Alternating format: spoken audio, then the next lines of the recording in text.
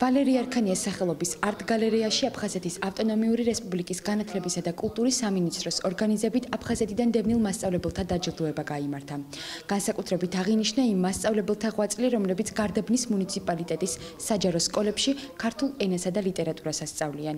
Როგორც აფხაზეთის ავტონომიური რესპუბლიკის განათლებისა და კულტურის მინისტრის მოადგილე როლანდ ნიჟარაძე აცხადებს, მსგავსი ღონისძიება ტრადიციულ ხასიათს მიიღებს და მომავალშიც გაიმართება. Დარწმუნებული ვარ, რომ ქვემო ქართლში ქართული წერა-კითხვის უცოდინარი მოკლე ხანში არ იქნება და ეს ძალიან დიდი საქმეა. ესენი სადაც მუშაობენ, მე სკოლაში ვიყავი და ბავშვები, სავილაბარაგე პატარა ბავშვები ყველა ქართულად პასუხობდა და მეგონა რომ ესენი ქართველები იყვნენ. გახარებული ვართ ამით. ამას აკეთებენ ჩვენი ახალგაზრდა მასწავლებლები, ჩვენ რაც შეგვიძლია ხელს შევუწყობთ და წავახალისებთ. ესენი არიან გუდაუთელები და გაგრელები და მისასალმებელია ეს.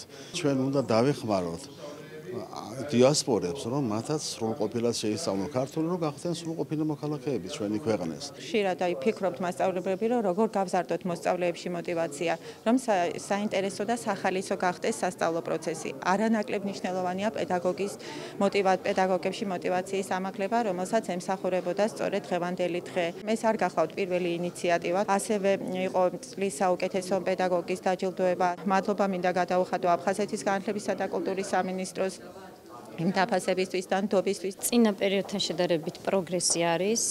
ბავშვები უკვე ფლობენ ქართულ ენას, გადიან ჩვეულებრივ ქართული პროგრამით. არის ძალიან ბევრი პროგრამა განათლების სამინისტროდან და ხორციელდება კიდევაც.